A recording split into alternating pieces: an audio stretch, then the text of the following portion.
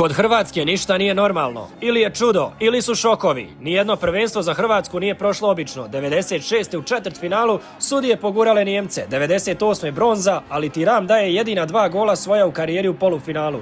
2000. ne idu jer je lopta prolazila kroz ruke Ladiću. 2002. dobijaju moćnu Italiju, ali ispadaju od Ekvadora. 2004. pršo se poigrava sa Francuzima, ali nisu mogli preko Švajcarski.